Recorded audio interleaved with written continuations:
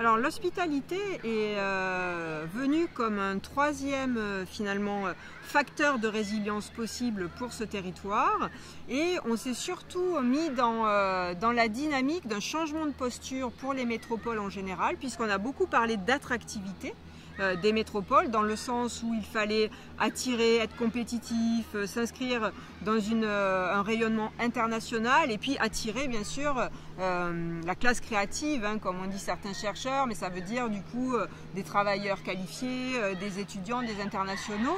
Donc une vision assez élitiste finalement de la fonction presque, je dirais, sociale d'une métropole, alors même que dans son quotidien, c'est beaucoup plus que cela. Et c'est justement ce changement de posture pour aller de l'attractivité vers l'hospitalité. Donc ce que l'on a aussi essayé de montrer, c'est que finalement l'hospitalité était un terme beaucoup plus riche, beaucoup plus ample que l'attractivité, puisque l'hospitalité peut s'entendre au sens de attirer, bien sûr, attirer tous les publics, retenir, donc faire en sorte que les gens se sentent bien dans ce territoire, accueillir, bien vivre, donc c'est aussi prendre soin de ceux qui sont là. Donc il y a vraiment ce rapport au dehors et ce rapport au dedans.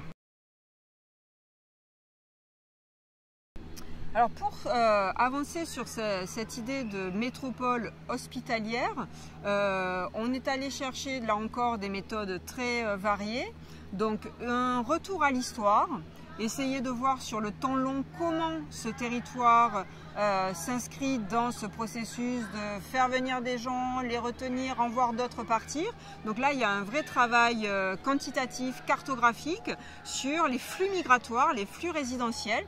Donc qui vient s'installer dans la métropole, qui en repart, d'où ils viennent, où ils vont.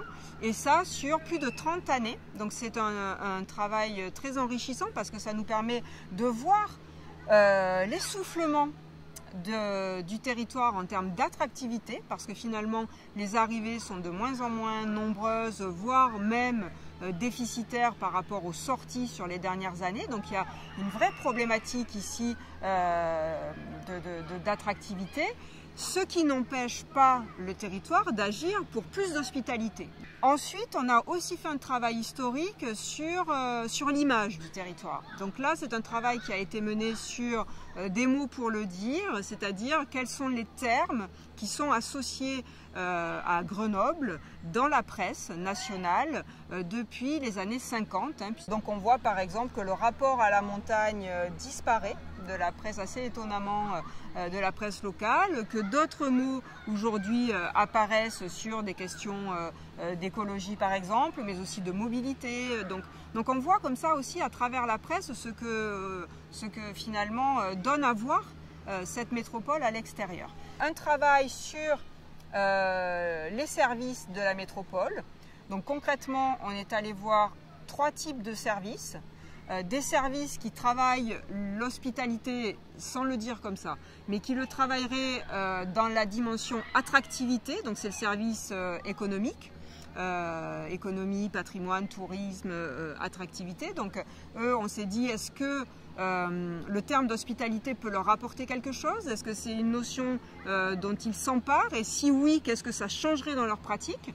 On a fait la même chose avec la dimension hospitalité-solidarité, donc là les services techniques plutôt sur le volet social, vers les personnes démunies. Alors eux, c'était intéressant parce que finalement l'hospitalité renvoyait à solidarité, charité, c'était pas forcément un terme qui leur convenait spontanément comme ceci.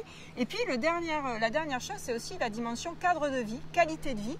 Et on est allé voir les services techniques, c'est-à-dire ceux qui s'occupent de notre quotidien, ceux qui ramassent les poubelles, qui nettoient les jardins, qui font tourner les tubes et les tuyaux et qui font que tout fonctionne chez nous sans que seulement on y réfléchisse. Et là encore, est-ce que hospitalité, ça a un sens pour eux? Est-ce que ça signifie quelque chose?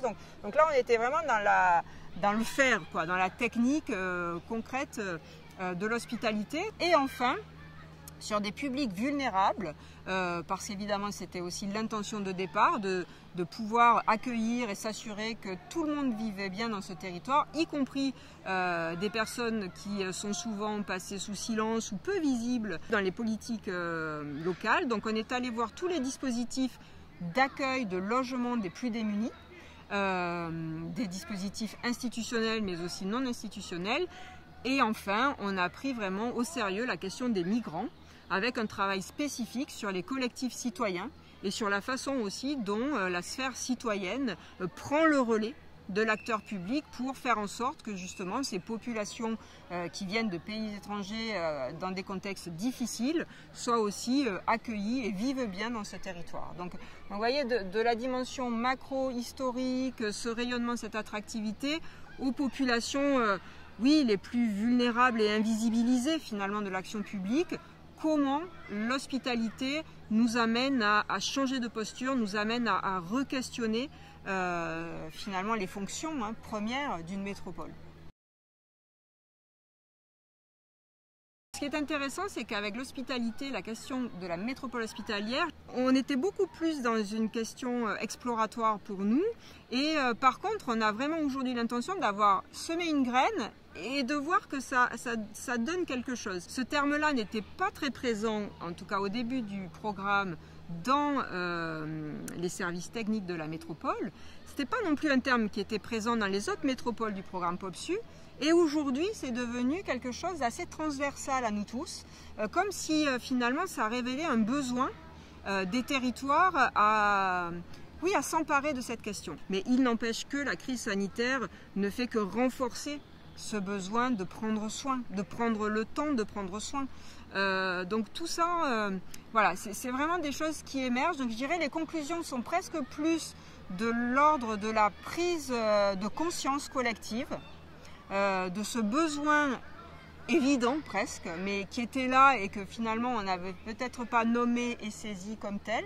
Donc je dirais que sur ce dernier volet, tout commence, quoi, presque.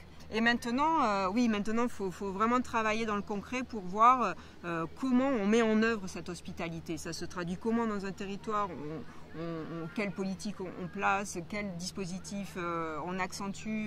Donc plein de choses à faire absolument stimulantes, et y compris pour la recherche. Parce que pour nous, très concrètement, ça veut dire aussi changer de cadre conceptuel.